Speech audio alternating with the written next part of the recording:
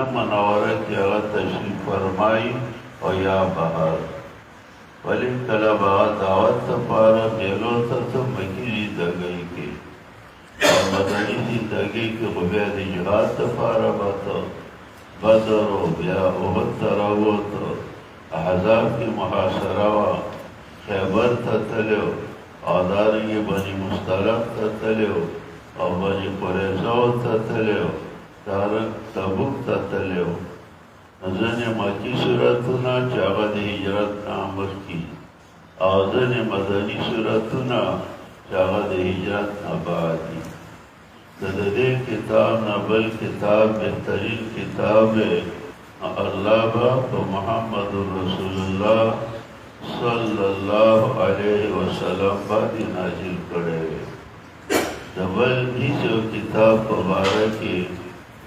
دا حدیث نشي څوک ثابتولی چې د هغه په یو حرف باندې لس نیکۍ ملاویږي او د قرآن عظیم الشان په باره کې حضرت سیدنا عبدالله بن مسعود رضی الله تعالی عنہ په نقل حدیث کې راځي چې د دې په یو حرف باندې لس نیکۍ ملاویږي څومره لوی کتاب شه بیا چې دا چا په حفظ او ناظره باندې ویلی حدیث کې راځي هغه ته به په قیامت کې ویلی شي چې اقرا ورتل کما كنت ترتل فی الدنیا وارتقی فإن منزلك عند آخر آیة تقرأها قرآن لالا و بدامه دمه لالا سر کتاب په دنیا کې بدامه دمه لستلو ستا مقام پدین داخلی آیات تے چھتے لولی دا اللہ دے کتاب دا خصوصیت ورکڑے دے او بیا چدا دا ترجمه سرئی دا معنی سرئی او دارنگی دا تفسیر سرئی بیا خضرخاری حدیث کی راضی او عثمان رضی اللہ عنہ کو نقل حدیث دے کہ رسول اللہ صلی اللہ علیہ وسلم فرمایلی دی چې غوره ستاسو نه هغه څوک دی خیرکم من تعلم القرآن وعلمه غوره بهترین ستاسو نه هغه څوک دی چې قرآن پاک یې زده کوي او دا نورو ته ښیي د من نه مراد استاد شه د دې کې نارینه هم راځي او زنانه هم راځي او په دې کې شاګردان هم راځي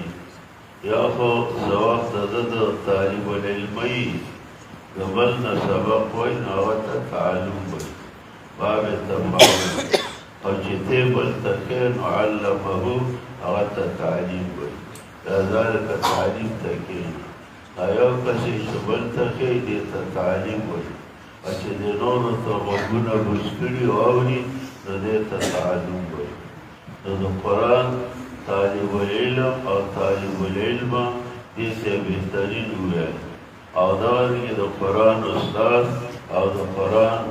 استاد اغیتے بہترین ہوئے تو خبر مادا کولا زمانو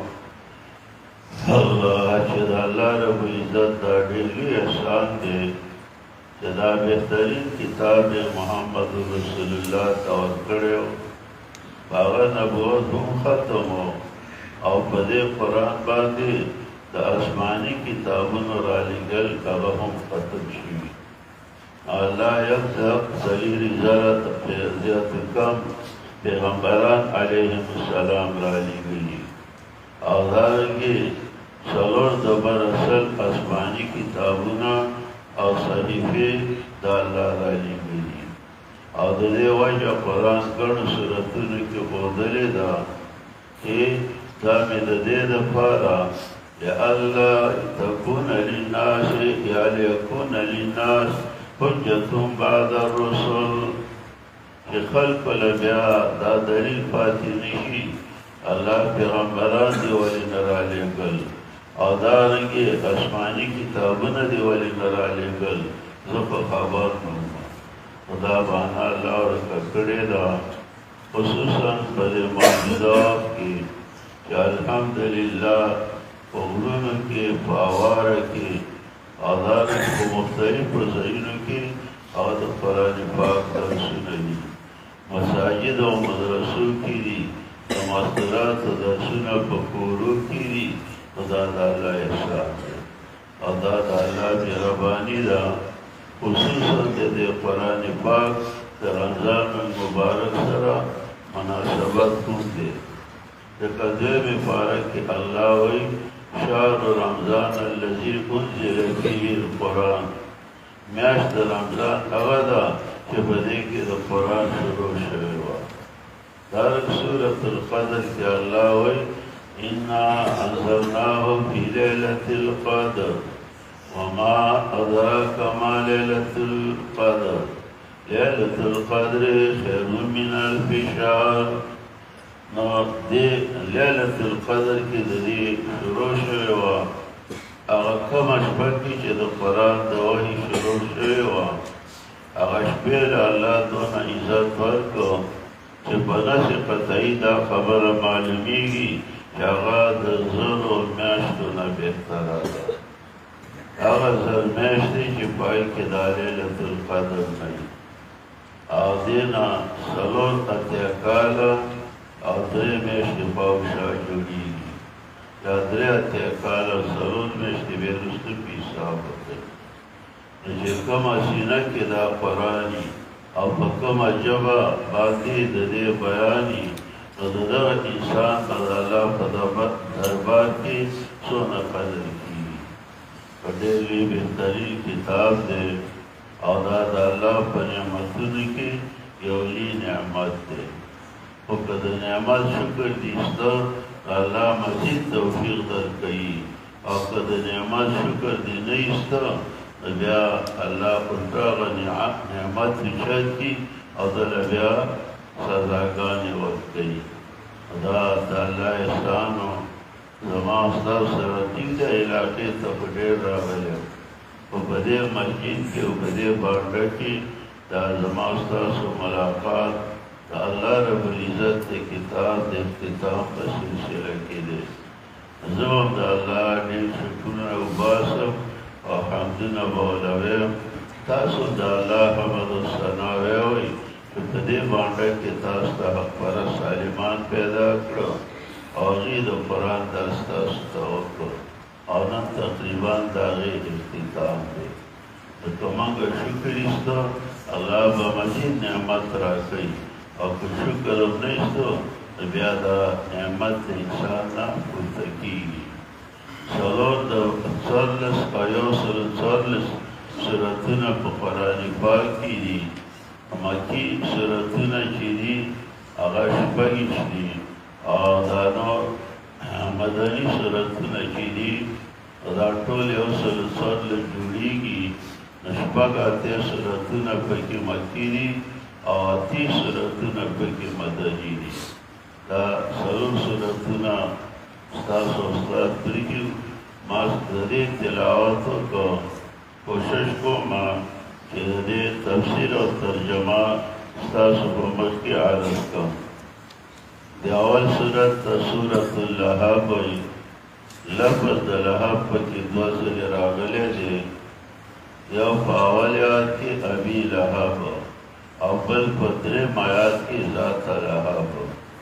د عالمانو په اصطلاح کې دې ته تشبیه الکل باسم الجزء وایي پښتو مطلب یې دا دی چې ټول صورت دپاره هغه نوم یې ښودلی چې هغه حرف په دې صورت کې راغلی و کلمه په دې صورت کې راغلی وه لهب لهب دوه ځلې راغلی او چې وګورئ ټول قرآن پاک د ابي لهب ذکر په دې صورت کې راغلی دا په نورو صورتونو کې نه دی راغلی نو دا د دې صورت امتیاز هم شو او د دې دیم صورت نوم دی سورة الاخلاص لفظ د اخلاص پکې نه وي خو اخلاص مطلب دا دی چې ته خالص د یو الله رب العزت عبادت کې او په دې کې د الله د وحدانیت چغه ده قل هو الله احد د دې بل صورت نوم دی سورة الفلق او په اول آیات کې دا راځي قل اعوذ برب الفلق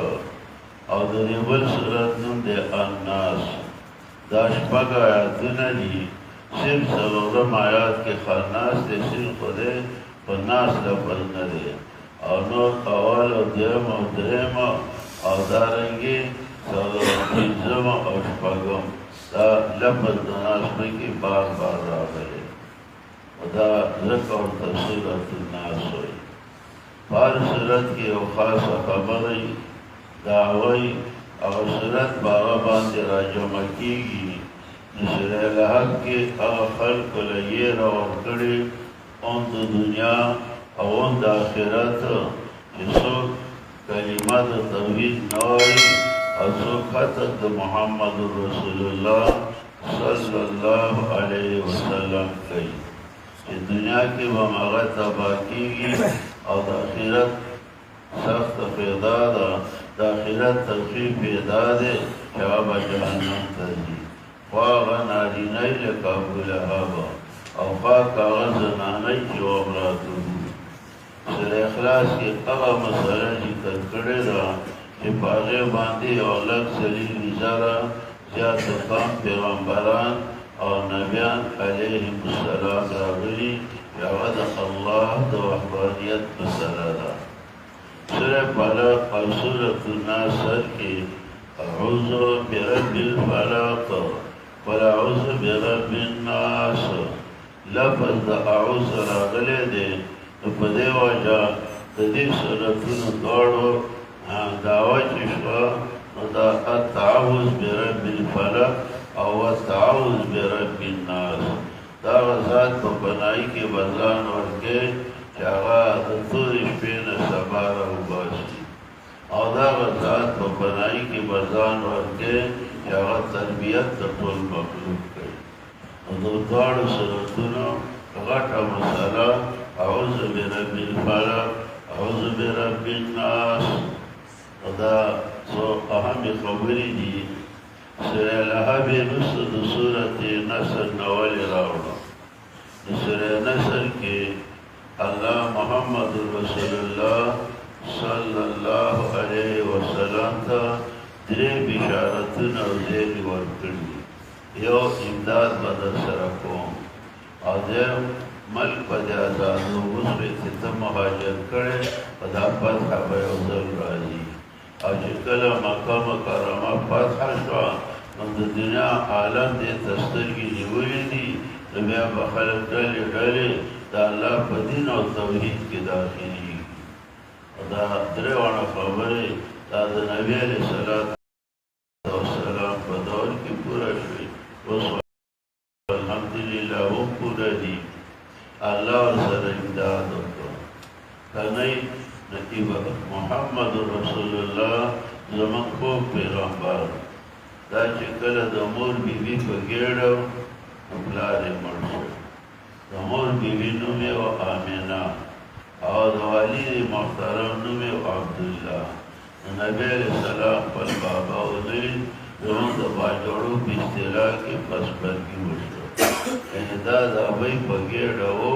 او لوښ یې د پلار نه شوی خو هغه مړ شو، بیا بچوړې وروسته وشوه. نو د نبي علیه السلام نه مخکې نه ورونه او نه خویندې وې، او کشران په ځکه رانل چې بابا مړ دی. نو یو کس و دې ته وایي یتیم، او بیا داسې یو کس چې پلار یې لیدلی نه وي، او داسې یو کس چې نه مشران خویندې ورونه وي او نه کشران. دا یو یتیم بچی و، او الله رب العزت د دغه نه په دنیا کې انقلاب راوسته. یو بیا یو به په صفه دین کې شاملېده. ابوبکر، خدیجة الکبرا او دارنګه علي مرتضی او نور. په دې کې چې کله تاسو تاریخ وګورئ نو د ښځو مقام ورته معلوم شو. اگر چې په دې ښځو کې پیغمبران نه وي، خو مقام یې دونه لوی دی چې اوله مسلمانه په دې امت کې دا زنانه وه خدیجة الکبرا. ابوبکر دویم نمبر سړی، او اوله شهیده چې په دې امت کې راغلې سمیه رضی الله عنها چې هغه ابوجهل شهیده کړې وه، نور شهیدان وروسته راغلي. اگر چې دا ښځو کې پیغمبرانې نه وي، خو د پیغمبرانو میندې دي، د پیغمبرانو خویندې دي، او د پیغمبرانو بیبیانې هم پکې دي، او د پیغمبرانو لوڼه هم پکې دي. دا ملګري ورو ورو زیاتېده. په مکه مکرمه کې پیدا شو. بیا به د حج په دوران نبي علیه السلام مینا ته راووتو او دعوت به خلکو ته ورکړو. یو ځل د مدینې شپږ کسان حجي مسلمانان شو. کال له د هغې سره نور هم رال نو 200 ته ورسېد. نو بل کال له په 80 وراوښته.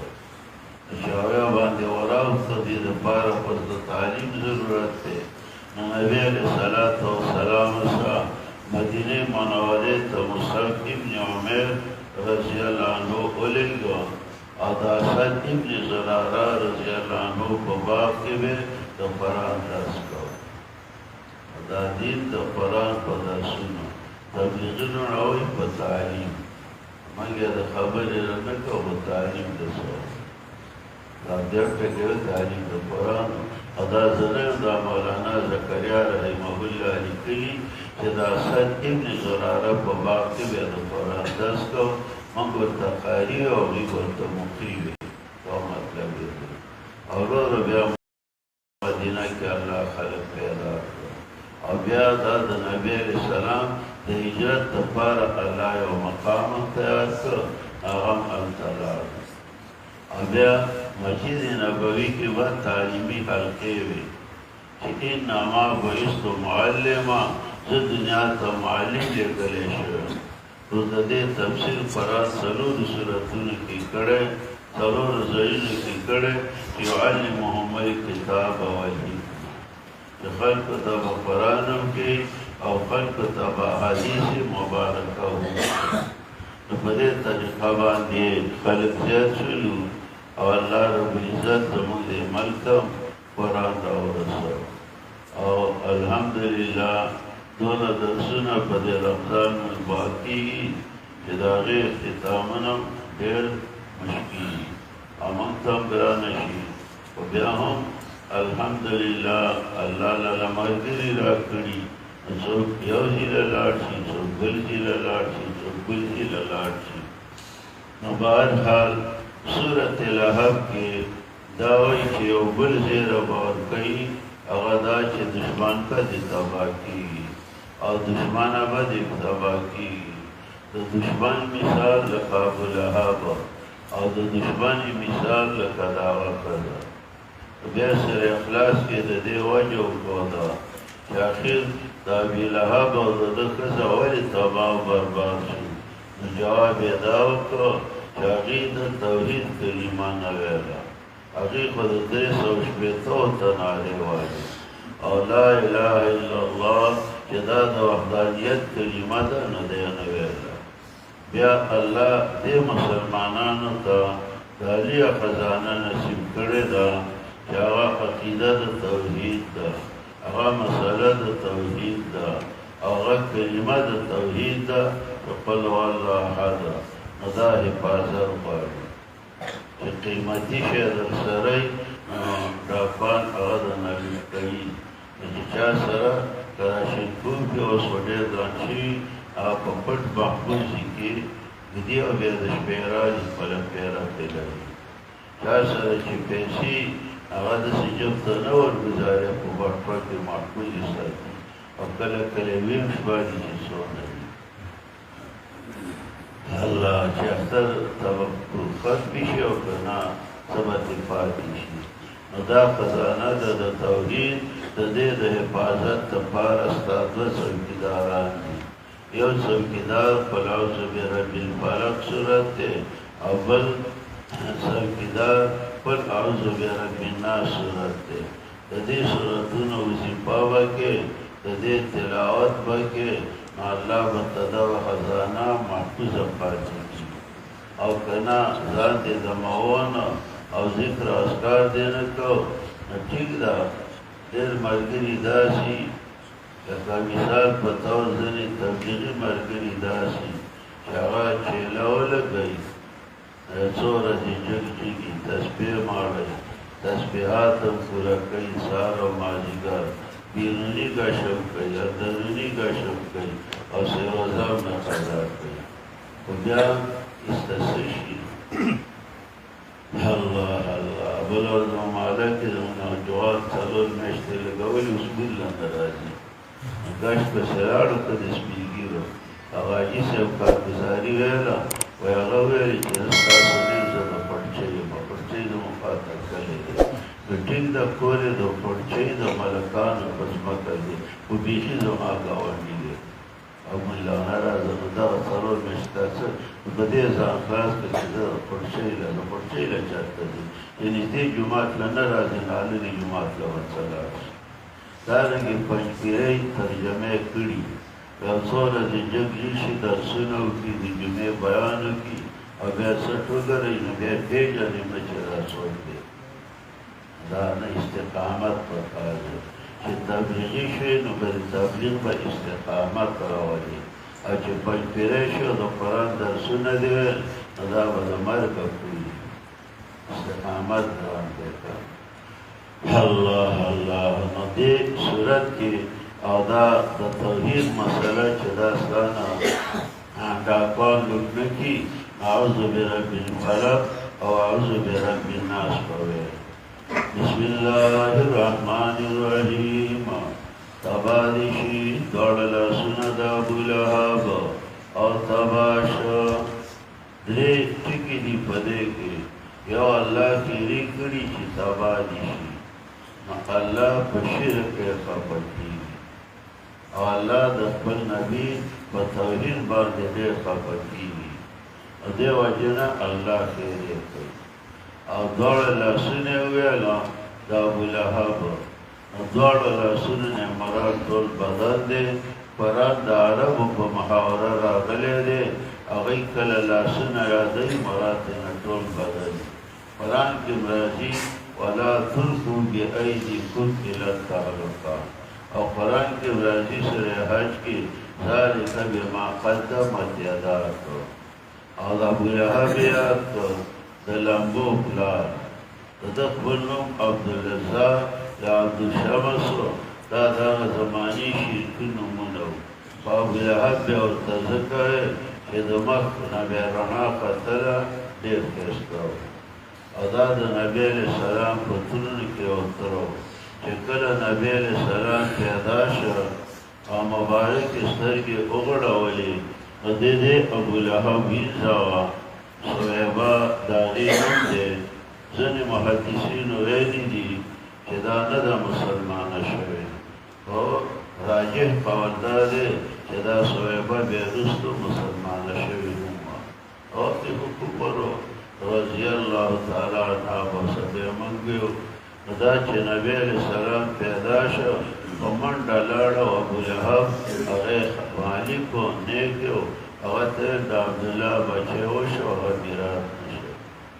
ابولهب د ډېرې خوشحالۍ نه هغه ویزه د مزدورۍ نه د ویزېتوب نه ازاده کړه چې زه به ستا آزاد قبایل شو سرې سترګې ګرځم دونه خوشحالي کړې وه خو چې کله نبی علیه السلام د صفا په ډېرۍ دي راغونډ کړه او دعوت د توحید یې ورله ورکړه نو نور خلک خلاصه کې چې د خپل ترور ته تبا لک هذا سایر اليوم لهذا جماعتنا دا موږ دې خبرو له جمع کړي ردې بدې ویلې تبا لک یعنې هلاک شي علیاذ بالله نو نبی علیه السلام په جواب ورنه کړه دائی با جواب نه ورکوي نو جواب الله راولېږي چې ابولهب دې تباه شي الله نو د کافر خیرې دا د مسلمان په باره کې نه قبلېږي او د مسلمان خیرې دا د کافرو په باره کې قبلېږي که روس موږ ته خیرې کوي چین موږ ته خیرې کوي مودي موږ ته خیرې کوي او د امریکې صدر نو قبولې نه دي خو چې یو ځل ملکانو وکړه اخر چې شی ترقۍ ته ورسي نو هغه زوال قبلوي انشاءالله دا ملکونه بړل کېږي یا زموږ په ژوند او یا زموږ د وفات نه بعد ځکه مسلمانان یې ډېر تنګ کړي دي او د هغې دا شهادتونه او د هغې دا خیرې به یو ځل ځان راوړي د الله خیرې قبولې شوې وتب به هلاک شنه تیل سرنکۍ پرې راوخته عربۍ کې وایي عدسه پرې راوخته هغه ناسور شوه کینسر شوه او بیا د هغې نه مړ شو او بیا یې د مزدورانو په وجه قبر ته ورګوزار کړ بلوانو ته ګوتې هم نه لګولې ولې وایي مرض بیا راکولي شي لکه ډېر خلک دی چونډکې تړلی وایي کرونا به راکولي شي دا ټول الله پېزواني کړه سزا وله ورکړه او ښځې هم پېزوانۍ کړې مخکې که مخ ښکلا وه اوس سني مخ پټ شي پوزه شونډې ځیګه دا هم ډېره ده حال دا دی د یو نه بل ته مرض نه لګي موږ باندې یو دوه پروس کالي کابل کالي دوه جمعه منځونو ته موږ د ظالمانو مانځه تفریح وکړو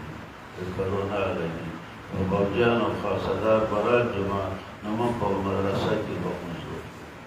او دا وایي لاس به په صابون یېځئ او فاصله راکړو حدیث کې خدا راځي چې سووا صفوفکم وتراصوا یو بل سره جفت ودرېږئ او دا شیطان د ورغوي په شانې دې منځ کې ځي او ځایونه بند کړئ د دوی فاصله راکړي الله نو دا چالی لګوي خو ولګي زه کله کله په لطیفه کې چاله به یې لاس نه ورکړه نو پرون به ما سره کم از کم 100 کسانو مسابقه کړي زموږ اختتام او بیا مې ټوله شپه لاسونه درد کړه یو پاسې هم کوم دی او بله مصدق کړو خو که داسې وی نو پار پروګرام کې ما سره مسافه یو ځل د ملاقات کېږي او بل د دروستۍ خو الحمدلله ما باندې لا کرونا نه ده لګېدلې او چې کله ولګېده وبلګي چې د کوم مرض نه الله زما رب العزت مرګ مقرر کړی هغه راځي دا د جاهلیت عقیده و مرض لګي او مرض لګي پرهیز جدا شی دی چې په کلي کې د مرض رالو نو احادیثو کې راځي تخته دیما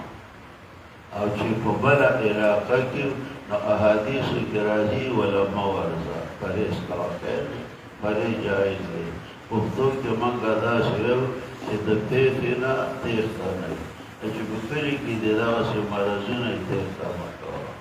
او چې کله بل ځي کې نو دا بارې مه جوړوه چې هغه یې په بار پسې ډاډه وکړي نو په دې مات پسې ډاډه مه کوه بس دا موږ ته پیغمبر دواړه ښودلي دي نو بهرحال دلته مرض و دا به راپورې شي نو په مزدورانو په خاښو باندې یا پاړمونې خپل درد کې دوا شو ختم شو تباه دې شي دواړه لاسونه د ابولهب او تباه شو یو مصیبت منئ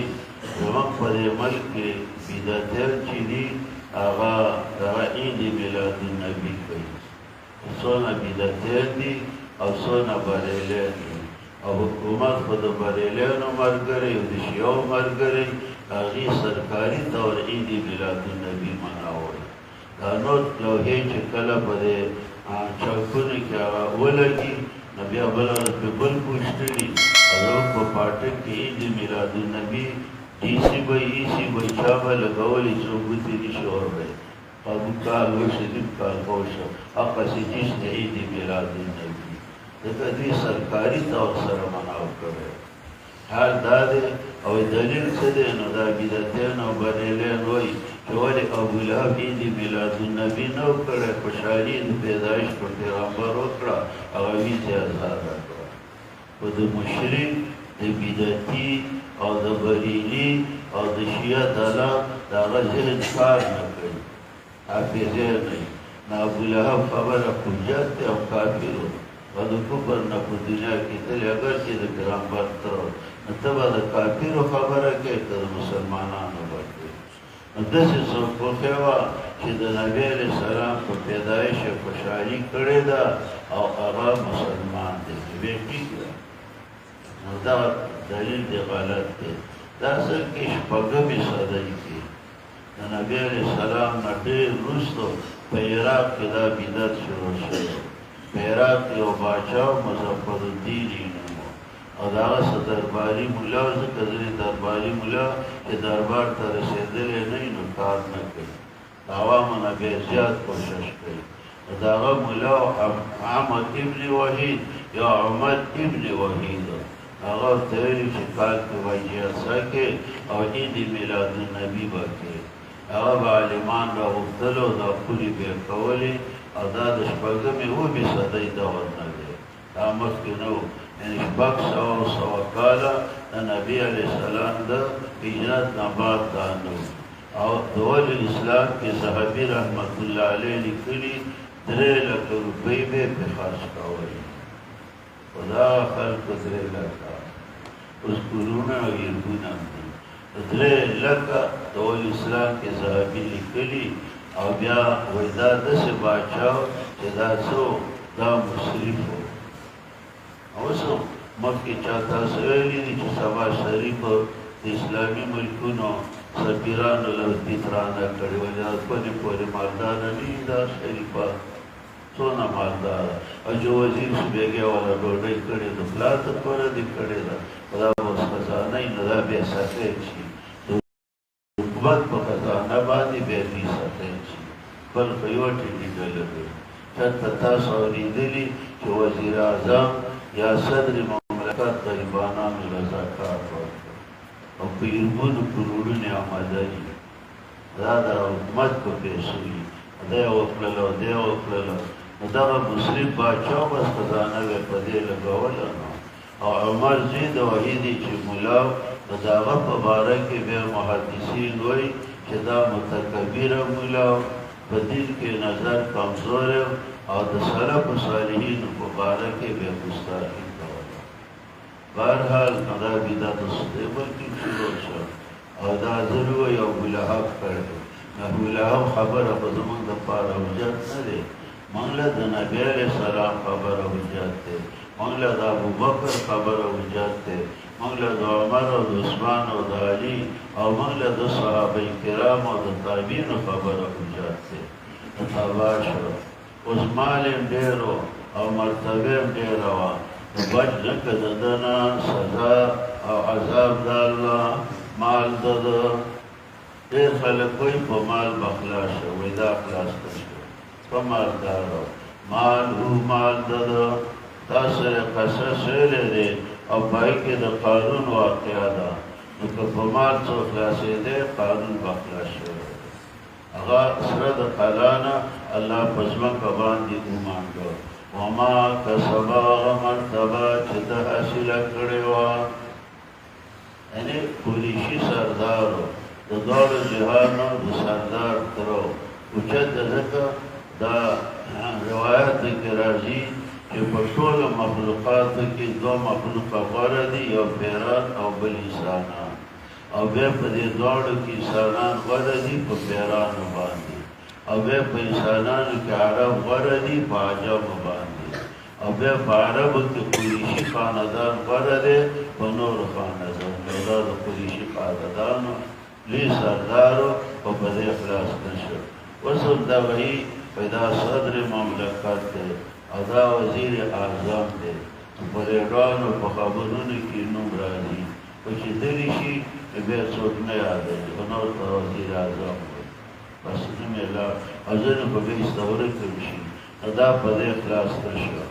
دا خو د دنیا تباهي وه چې د مرګ نه خلاصېدی نه شي او د آخرت عذاب یې دا دی سیصلا نارا ذات لهب زر ده چې داخل بشي داسې اور ته چې هغه د لمبو واله دی هغه اور د دې دنیا د اور نه اویا چرته دی یعنې یو کم اویا چرته د دې اور نه هغه اور سخت دی